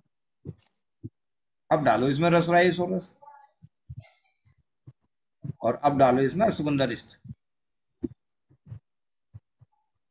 अश्वगंधा अरिष्ट सर? हाँ, रिष्ट ही देना, अश्वगंधा चूर्ण नहीं। ठीक है बस। सर ये पंचामृत रस गुग्गुल का दोबारा बता दीजिए। पंचामृत लोह गुग्गुल, जहां आपको लगे स्टेनोसिस हो रही है, जहां आपको लगे मतलब कहना चाहिए फोरामैन लिख देते हैं कि मतलब कहना चाहिए फोरामैन, जहां आपको लगे कि बल्ज जो है वो दब रही है। रोटी होती है, रोटी को एक मुट्ठी में, एक मुट्ठी नीचे एक मुट्ठी ऊपर, बीच में रख लो रोटी और उसको दबा दो, वो हो गई बल्ज, खत्म। उसको हमको क्या करना है, एंड में जाके जब सब पाचन हो जाएगा तो इनका स्नान करा देंगे और वो बल्ज फूलती हुई एकदम ऊपर आ जाएगी। उससे पहले जो जिनकी इनकी लेग्जिबिलिटी है, देखिए लक्षादि गुग्गुल जो मतलब कहना चाहिए पोषण के साथ साथ अस्थि के, एक अस्थि से दूसरी अस्थि के बीच में जो फ्लेक्सिबिलिटी होती है उसको खत्म करता है। एंकाइलो स्पॉन्डिलाइटिस में कहीं भूल के दे मत देना लक्षादि गुग्गुल, वरना मरीज पहले तो थोड़ा टेढ़ा हो रहा था, लक्षादि गुग्गुल के बाद बिल्कुल एकदम स्ट्रेट हो जाएगा, बिल्कुल एकदम लाठी की तरह स्ट्रेट, यानी जोड़ देता है। हाँ, जोड़ देगा, बिल्कुल एकदम लाठी की तरह कर देगा। पहले तो कहेगा डॉक्टर साहब इतनी ऐसे करके तो घूम रही थी, इतनी घूम रही थी, इतनी ऐसे, अब तो बिल्कुल घूम ही नहीं रही है, अब तो मुझे सुअर की तरह घूमना पड़ रहा है, पूरी तरह से ऐसे करके, जैसे सुअर पूरी गर्दन के साथ अपने शरीर को घुमाता है वैसे घुमाती है। इसलिए लक्षादि गुग्गुल काम वही करती है, जो काम जो है वो अस्थि को जोड़ती है, उसका काम ही जोड़ना है। और वहां पर अगर एंकाइलो कहीं पर फंस गई और आपने लक्षादि गुग्गुल दे दिया गलती से, और वो दे दिया कम से कम 15 दिन को, तो मरीज फिर सीधे सीधे आप पे चढ़ के ही आएगा, फिर उतर के नहीं आएगा। यानी सर स्ट्रेट फॉरवर्ड की इसको अस्थि भग्न में ही देना है। हाँ, अस्थि भग्न में वहां कहा अस्थि भग्न, अगर कुछ टूटा हुआ है तो दो। जी। अगर कोई वहां पर डीजनरेशन हो रहा है तो वो वायु का गुण है, वायु डीजनरेट पावर क्रिएट कर रही है, वो वहां पर क्षय कर रही है, और उसके क्षय को रोकने के लिए आप वहां पर पोषक तत्व देंगे तो कोई फायदा नहीं है। तो यानी सर लक्षादि अस्थि पोषक दोनों नहीं देना है। ठीक है। सर मेथी दाना शीरपाक, हाँ, मेथी मेथी दाना चूर्ण आप दे सकते हैं, आप ले लो मेथी दाना चूर्ण। मेथी दाना चूर्ण अस्थि की अग्नि को बढ़ाता है। कितना सर, कितना लेना है इसमें ये मेथी दाना? मेथी दाना चूर्ण कंटिन्यू नहीं लेने हैं आपको। आधा आधा चम्मच 7-8 दिन लें, फिर 7-8 दिन गैप करें, आधा आधा चम्मच फिर 7-8 दिन लें, 7-8 दिन फिर गैप करें। कब ले सर? सुबह खाली पेट? मेथी हमेशा सुबह। चूरन लेना है, चीरपाक नहीं लेना? चीरपाक, हाँ चीरपाक कभी नहीं लेंगे। क्योंकि अगर हम चीरपाक ही दे देते तो उसको आमबातारी रस उनको अजमोदादी देते ही क्यों? हाँ हाँ हाँ हाँ हाँ, क्या देते उनको? अजीवन त्यादी घृतम सर। हाँ अभी नहीं देंगे, अभी जब अभी नहीं, अभी नहीं। और अणु तेल का नस्य? चीरपाक भी देंगे, और जब करेंगे तो इन्हें ये भी देंगे। अणु तेल का नस्य सर? वो दे सकते हैं, वो दे सकते हैं, वो ले लो। लोकल एप्लीकेशन के लिए, लोकल एप्लीकेशन के लिए कुछ भी नहीं देंगे। जितने भी लोकल एप्लीकेशन तेल वगैरह होते हैं सबसे पहले वहां पर अंदर जाएंगे और फिर वही संप्राप्ति को फिर कर देंगे, आम को बढ़ा देंगे। इसलिए सबसे पहले वहां अच्छी तरह से आम का पाचन हो जाए उस स्टेज में। और सर केशर कंटिन्यू रखेंगे? आम को केसर को लगना। सर केसर क्यों दिया है? तेल है सर, वो आम को कैसे बढ़ाएगा? अगर पित्त की भी संप्राप्ति बननी होगी तो वहाँ 1 मिनट में आप फिर आपको आप बोलिएगा, पित्त की संप्राप्ति बननी है तो उसको भंग कर देगा। हाँ अब बताओ पवन जी क्या करें? मैं ये कह रहा था सर, सेंधवादी तेल हम लगाए तो अगर वहां पे, क्योंकि उसके अंदर तो सेंधव सूंठी और पिपली मूल होता है, वहां तो आम बनेगा ही नहीं। वो लगा सकते हैं, लेकिन अभी थोड़ा सा रुक जाए तो अच्छी बात है। और बाद में अंदर जाके भी जो बच्चा कुछ है वो सेंधीवादी से कर दिया जाएगा। सर रूक्ष स्वेद वहाँ पे काम सर, यहाँ बालुका स्वेद सर नहीं दिया? नहीं करना, रूक्षेद आघात है वायु वहां पर, आघात के कारण। हाँ ठीक है सर, ठीक है। पर सर आघात में तो सर 2 साल हो गए। तो ऐसा है ना, आघात को तो 10 साल के बाद भी जब हमारे पास पेशेंट आते हैं, बोले डॉक्टर साहब हमारे तो ना कमर में दर्द होता है, सर में इतना दर्द होता है, क्यों होता है, कारण ही पता नहीं चलता। पूछा जाता है ये बताओ तो 25 साल की उम्र में कितनी पिटी? तो वो कहती है कि मैं 22 से लेकर 35 साल तक पिटी हूँ, जब तक बच्चा बड़ा नहीं हुआ था, लड़का हाथ पकड़ने वाला नहीं हुआ था, आदमी आता था और गुस्से में किसी भी कारणवश कोई भी अनाप शनाप करके तो वो सब सीधे डंडे ही पकड़ता था, और दे डंडा रोज पिटाई होती थी। वो दर्द आज जो है 60 साल की उम्र में उभर रहा है। सर लहसुनादि बट्टी आम पाचन के लिए दिया था आपने कि? हाँ लहसुनादि बट्टी कफ को काटने के लिए दिया था, उसमें क्या वायु का अनुलोम हो जाए, अब जरूरत नहीं है उसकी। सर तो इसका मतलब आम बातारी अजमोदादी और उसमें वही काफी हो जाएगा। हाँ वो नहीं देना है, पंचकोल नहीं देना है। हाँ पंचकोल भी नहीं लेना है सर, केशोर गुगुल भी नहीं लेना। नहीं पंचकोल लेना है, आम बातारी लेना है, अजमोदादी नहीं अजमोदादी लेना है, और एक जो बताया था मैंने जो लहसुन है वो नहीं लेना है, लहसुन आदि। उस तरह के दर्द में सर लेना है। केशोर भी दिया था ना सर, केशोर गुगुल वो आप ले सकती हो, एक बार ले सकती हो बस, उसको केवल ज्यादा उसको मत लेना, उसका काम हो गया। ठीक है धन्यवाद सर। जो आपने मारने वाला दर्द बताया कि जैसे किसी ने मारा हो या कोई गिरा हो, लगी हो, मांसपेशियों में चोट हो, तो वो तो सर बाद में पोषक तेल जो होते हैं उनके देने से ठीक होता है। तो यहाँ पर वो क्या कर रहा है? पोषण करने वाले तेल होते हैं उनके देने से ठीक होता है। तो यहाँ पर तो महामास महानारायण ये काम करेंगे सब? नहीं, हमें वहां पर जो वायु घिरी हुई है, आप एक चीज बता देता हूँ आपके सामने कि वायु जब आसमान में बादल से घिरी होती है, ठीक है, आसमान से जब वायु को बादल से घिरी होती है तो वायु का क्या मतलब कहना चाहिए रोल है? कोई रोल नहीं है ना, हम बादल को हटाएंगे वायु को कम करेंगे। यहाँ पर सर बादल का क्या कंसेप्ट है इनके केस में? कफ है, कफ वो बता रही है ना, कफ को हटाएंगे सर। तो सर कितने दिनों से चल रहा है ट्रीटमेंट इनका? कितने दिन हो गए डॉक्टर साहब? 20 दिन हो गए सर। नहीं इससे पहले और भी तो ले रहे हैं आप? इससे पहले से भी ले रहे? नहीं सर पहले तो बस प्रियोदशांग गुगुल खा रही थी मैं सर, ज्यादा कुछ नहीं ले रही थी, और मैंने सर वो अभ्यंग वगैरह बस्ती ली थी। आपके ट्रीटमेंट की शुरुआत केवल 20 दिन से ही मान लिया था? अभ्यंग वगैरह शुरू में लिया था, अभ्यंग शुरू में जब लिया था इस ट्रीटमेंट से पहले तो दर्द बढ़ा था घटा था? सर नहीं, ना तो बढ़ा था ना घटा था, वैसे का वैसे 2-3 दिन ऐसे लगा थोड़ा रिलीफ है, फिर वैसे का वैसे ही था सर। हाँ तो वो देख लो। कौन से तेल से लिया था मैम? मैम कौन से तेल से अभ्यंग किया था आपने? बस अभ्यंग तो सर सहचर आदि से किया था, बस्ती धन्वंतरम की ली थी। सहचर आदि अपतर्पण करता है मैम। सहचर से लिया था। कौन से तेल? सहचर आदि अपतर्पण वाले विकारों में काम करेगा। यहाँ पर तो पोषक तेल चाहिए, महामास, महानारायण, ऐसे वाले तेल से उपसे मिलेगा। महामास तेल यूज करा होगा डॉक्टर साहब, शीत गुण होता है तो लाक्षादी गुग्गुल ही दे दो सीधे। फिर जरूरत ही क्या है, फिर उसकी लाक्षादी गुग्गुल दे दो, वो भी शीत गुण होता है। महामास दे दिया तो और सुभान अल्लाह।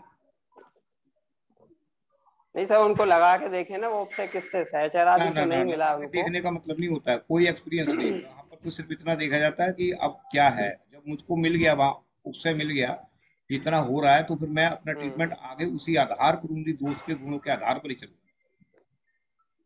हाँ इनका ठीक चल रहा है, बस जैसे आपने बताया कफाव्रत है, तो उसी का पूछना था कि कितने दिनों से ट्रीटमेंट ले रहे हैं अब तक कफाव्रत, मतलब उसके बाद अब ट्रीटमेंट क्या होना चाहिए, इसलिए पूछा था।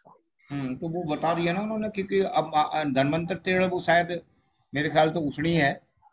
ठीक है, कौन सा सर? धन्वंतर नहीं, धन्वंतर नहीं बताया। धन्वंतरम से बस्ती ली थी सर, धन्वंतरम बस्ती लिया था सर 1 हफ्ते के लिए। सर संगीता मैम का केस ले लीजिए प्लीज।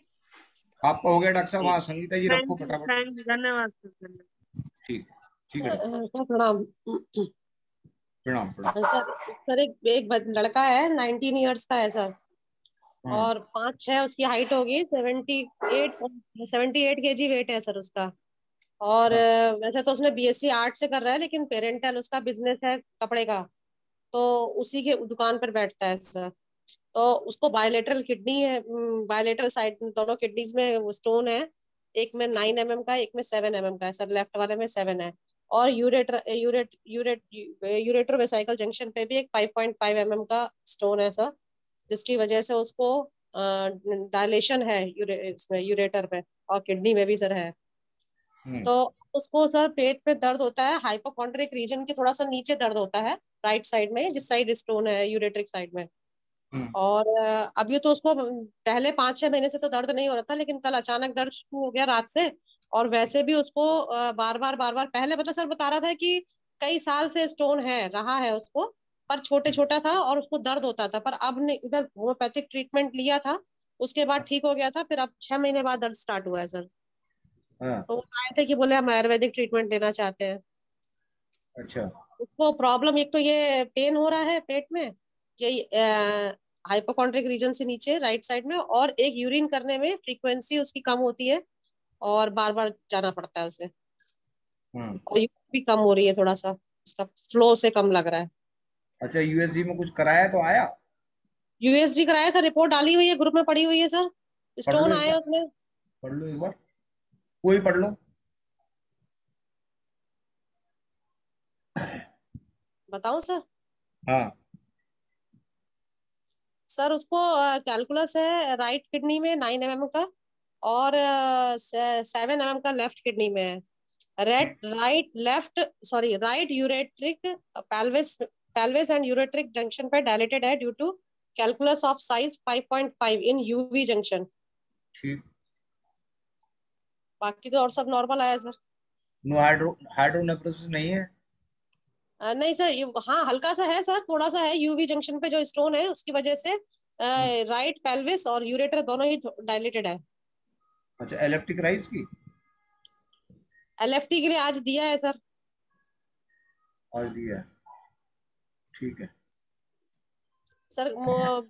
खाना थोड़ा सा ऑयली स्पाइसी खाता है, और मोशन भी हल्का कॉन्स्टिपेशन है, बोला कि 2-3 बार जाना पड़ता है तब जाके क्लियर हो जाता है। पानी 2 से 3 लीटर पीते हैं, कोल्ड ड्रिंक पीता है। कोल्ड ड्रिंक पीते हैं? हाँ मना कर दिया है सर। नींद अच्छी आती है, दर्द होता है, लेकिन कभी भी नींद सोते समय कभी दर्द नहीं होता। अच्छा, सोते समय कभी दर्द नहीं होता? yes. मतलब वर्क करते हुए दर्द होता है? दिन में होता है सर। कल बता रहा था रात में 11 बजे हुआ था, तो फिर उसने इंजेक्शन वगैरह और ट्रीटमेंट वगैरह ड्रिप लगी थी उसको, कहीं लगवाई होगी, आज सुबह आया था। अच्छा। बताओ कोई ट्रीटमेंट प्लान बताओ। निधि जी, पवन जी, प्रीति जी, और ये नए शफक जी, सोनाली जी, बोला करो भाई। कहोगे सर आप टाइम ही देते बोलने का। थोड़ा बिल्कुल जिस तरह से मैं करता हूँ ना उसी तरह से मैं जब बनाना चाहता हूँ कि फटाफट 4-5 हेतु हेतु निकाल लो जल्दी से और एकदम जो है तुरंत चिकित्सा अप्लाई करो। और सर मेरा एक और पेशेंट प्रोलैप्स वाला जो मैंने बताया था, डिलीवरी के बाद प्रोलैप्स हो गया उसका, सर्वाइक यूट्रस प्रोलैप्स, आपके उदावरत में आएगा शायद? नहीं, वो उदावरत में नहीं आएगा मैम। उसको उदावरत नहीं, उल्टा उल्टा आएगा, रिवर्स आएगा उसका ना। वो भ्रंश में आएगा। भ्रंश में आएगा, यस मैम। हाँ हाँ हाँ जी पवन जी बता दो मेरे हिसाब से तो सर ये मैडम कह रही है इसको वो उल्टा सीधा तीखा वगैरह भी खाता है तो उसमें पिक्सेक का रस है और वो दे मैडम। आरोग्यवर्धनी बट्टी दे और कोक्सुरादि गूगल दे, चंद्र प्रभा बट्टी दे, उसमें कषाय दे दे, कोई वरुण आदि कषाय या योग बना के दे दे जिसमें वरुण हो, पाषाण वेद हो, हजरुल यहूद भस्म हो उसके अंदर, और सज्जी अक्षार हो, ऐसा कुछ बना के, और वातानुलोमन के लिए, और दर्द को वातानुलोमन के लिए वासागन का मंजिष्ठा सर। ये अपने उसको रखा करो आप। कलम पे आना चाहिए ये।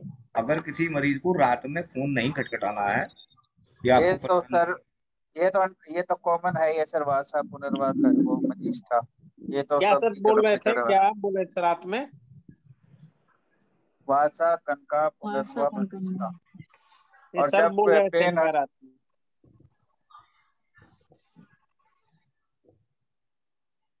लिख लो, चारों तो यही देना है संगीता जी, लिख लो ऊपर वाले।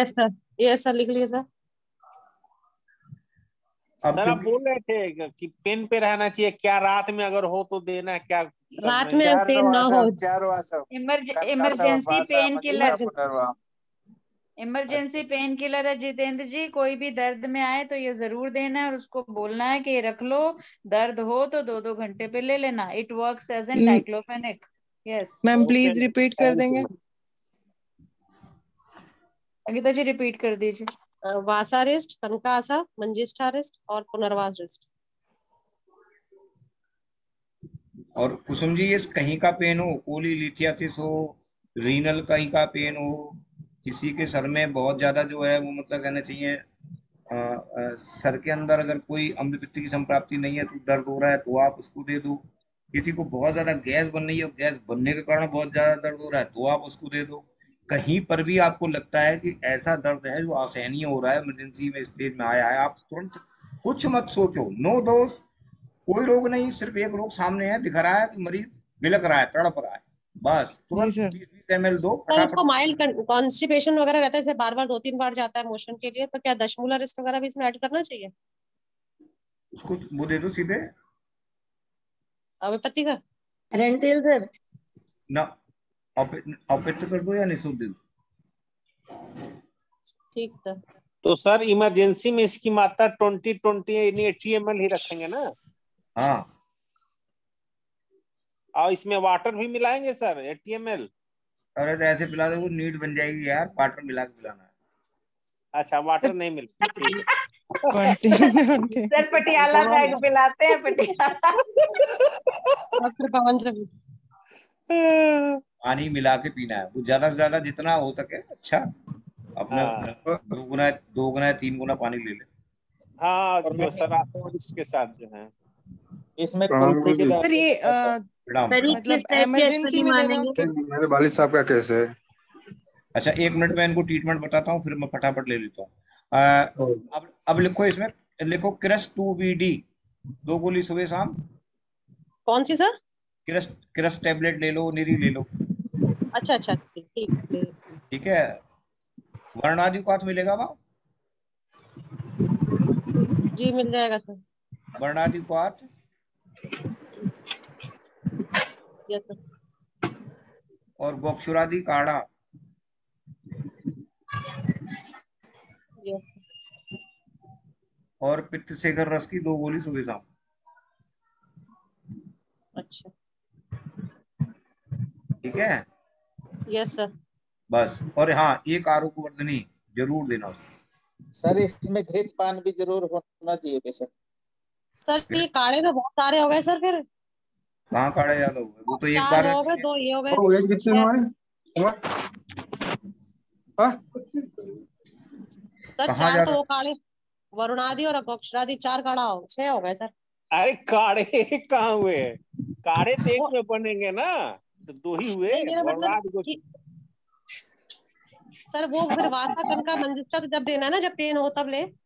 हाँ, उसको तभी देना है जब वो मतलब हो, और अगर वो वैसे पीना चाहे तो उसको दे दो, ताकि डायलेशन होकर वो पथरी है वो नीचे आ जाएंगी। अच्छा चलिए ठीक ठीक सर। सर इसमें घृत पान भी होना चाहिए ना थोड़ा। बाद में कर देंगे घृतपान। अभी वो बता रहा है ना कि मेरे एपिगेस्ट्रिक रीजन में पेन हो रहा है, इसलिए मैंने पित्त शेखर रस दिया है उसको। सर एपिगैस्ट्रिक में नहीं, वो जो स्टोन है ना, जो उसका यूवी जंक्शन वाला, उसी के उसकी वजह कारण, से पेन है वो। अरे उसी के कारण होता है। पेन में हमेशा उल्टियां आती हैं, एपिगेस्ट्रिक पेन होता है, ये क्लिनिकल है। कोई मरीज आता है वो कहता है मुझे उल्टियां हो रही हैं, तो हमारी एक तरफ निगाह जानी चाहिए कि साइलेंट स्टोन तो नहीं है कहीं। मैम बात का हो रहा ना उर्दू, तब बताया था अभी जब मूत्र का कभी कभी, अवरोध बता रहे हाँ, थे। कभी कभी यस सर। पेशेंट को होता क्या है कि दर्द रीनल स्टोन में दर्द नहीं होता है, लेकिन उसे उल्टियां आती हैं, और उल्टियां आने के चक्कर में उसको सब उल्टी की दवाई खिलाते हैं। तो एक निगाह सीधे उसको उस पर चले जाओ कि कहीं इसके स्टोन साइलेंट तो नहीं पड़े हैं। उसका तुरंत यूएसजी कराओगे तो पता लगेगी किडनी में स्टोन है, और वहां पर आप दे रहे हो उल्टी की दवाई। कई बार नहीं भी आता सर, प्रेजेंटेशन तो यही रहती है, वॉमिटिंग, पेट में खारा और पेन। हाँ 3 ठीक है, क्लासिकल इसलिए उसको पित्त शेखर रस देना बहुत जरूरी है। और हजरल यहूद सर? ठीक है सर ठीक। वो बात की बात है। उसको पहले बेड में तोड़ना फोड़ना कुछ नहीं है, पहले नीचे लेके आना है। ठीक है सर। सर ये प्रोलैप्स वाला बताएंगे क्या सर अभी? अभी रुक जाओ, बिलाल जी का केस है, बिलाल जी रखो।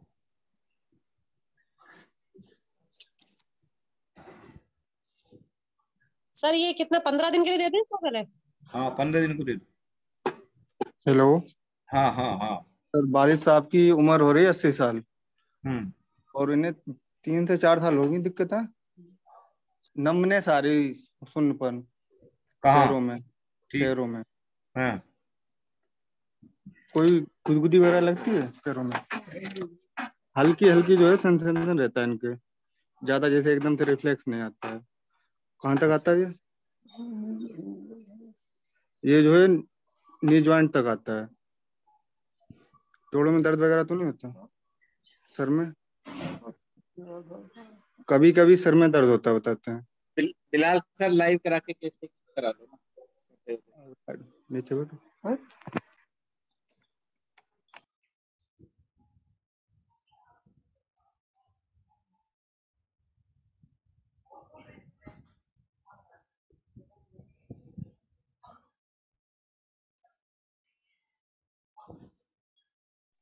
One minute sir.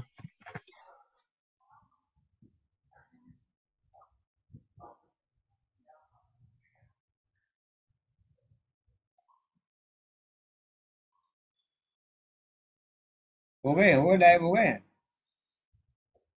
जी सर, एक मिनट।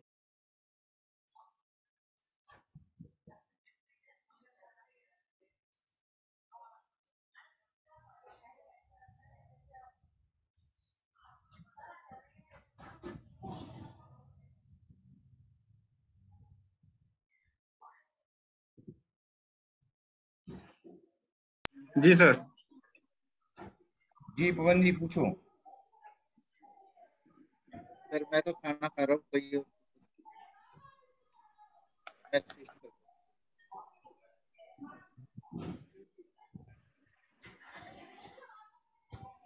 आलोक सर है ना? आलोक सर। जी सर।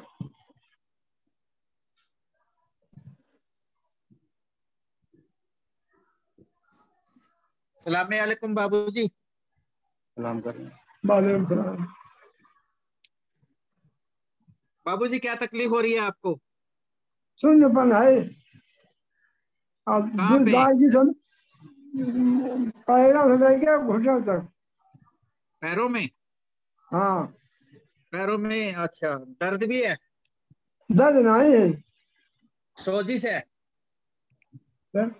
सूजन सोजिश नहीं है, कुछ नहीं है। सोजन भी नहीं है ना। और सुनपन है बस। कभी कमर हाँ। में चोट वगैरह, चोट लगी थी कभी कमर में? कभी कमर गिरे में? हो? हाँ। बच्चों गिरे हैं।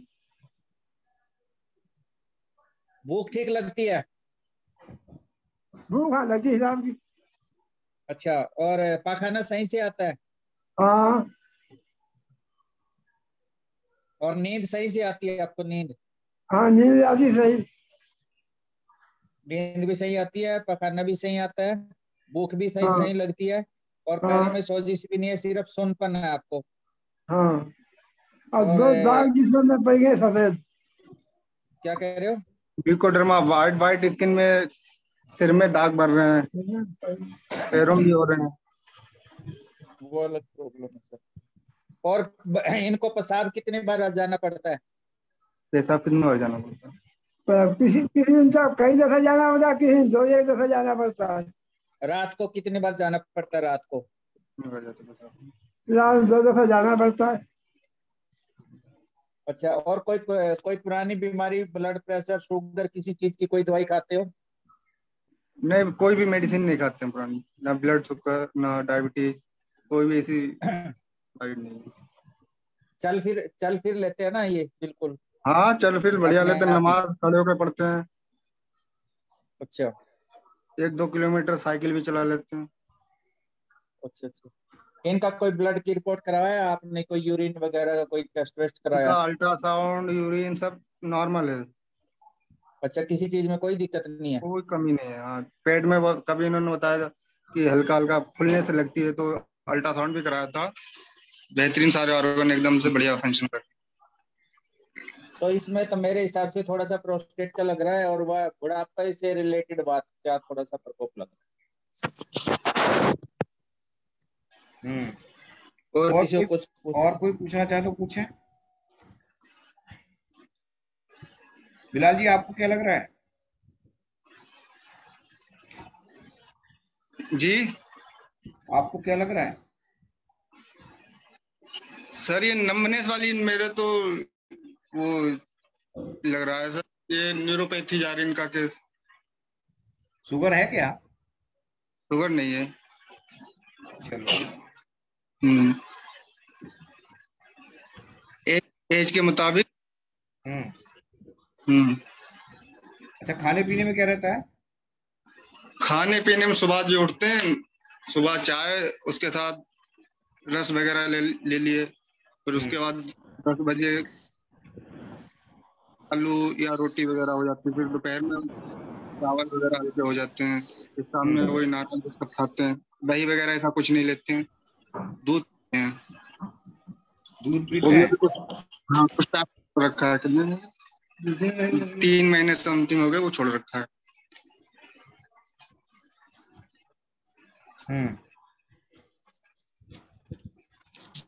अच्छा, चीज ऐसी खाती जिससे जी सर, पैर ठंडे रहते हैं? पैर ठंडे रहते हैं। पैर गर्मी होती है। हाँ, पैरों में इनकी एक तो जलन बहुत निकलती है, बताते आग थी तलुओं में, और सर में भी निकलती है।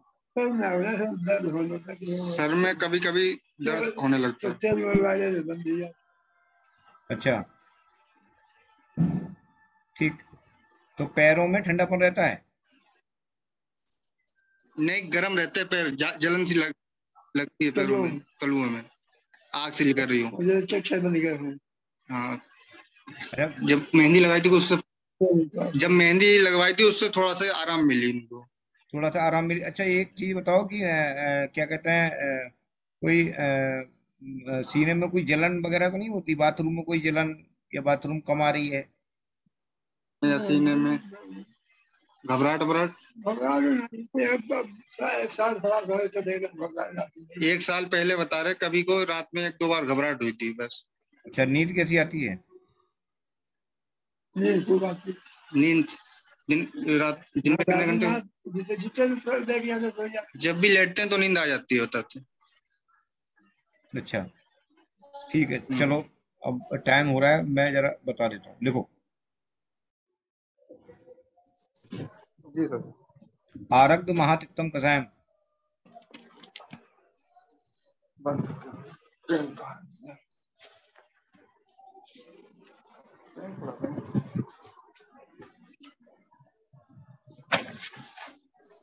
आरोग्यवर्धनी।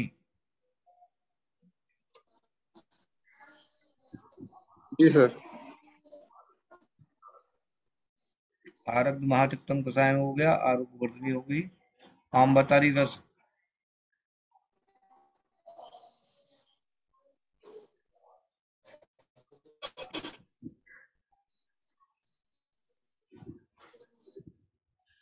पित्त शिखर रस की 1 गोली सुबह शाम।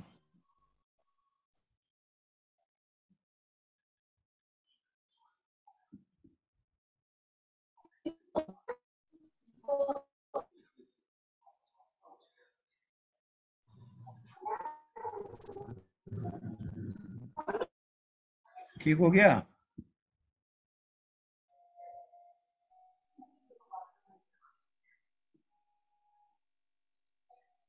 सर रसायन काल में कोई रसायन भी दे दो, अच्छा हाँ तंदुरुस्त आदमी।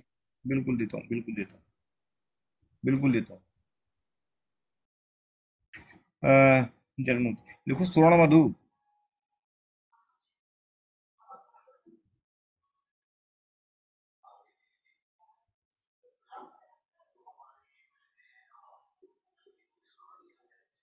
दस ml सुबह शाम करके दे देना। अश्वगंधा शिलाजीत भी दे दो सर। और सर इसका प्रोस्टेट का होगा कुछ न कुछ इश्यू थोड़ा बहुत, उसके लिए कुछ। हाँ बिल्कुल। गोक्षुरादि काढ़ा दे दो, नहीं गुग्गुल दे दो।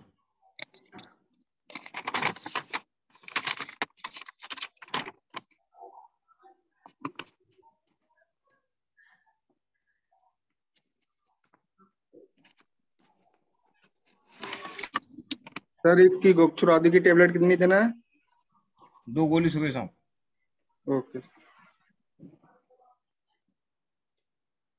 पुनर्वार रेस्ट दे दो।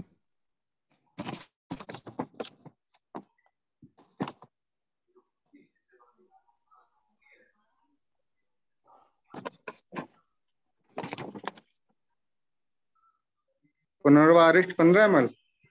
15 ml सुबह शाम दे दो।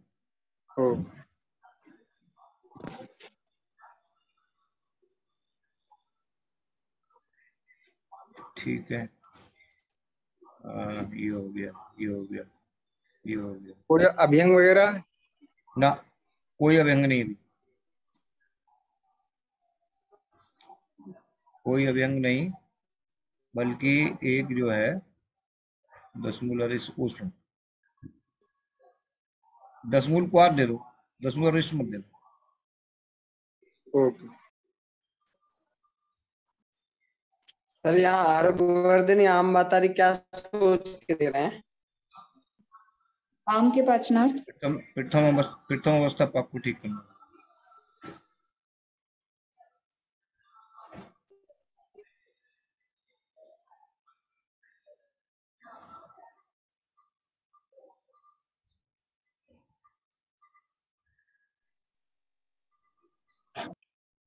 बस ठीक हो गया। अजय सर आपको कुछ अलग से लग रहा है क्या कुछ? है अजय सर से पूछ रहा, मैंने कहा इनको कुछ अलग लग रहा था। नहीं नहीं सर ने क्या सोच के दिया ये जानना था।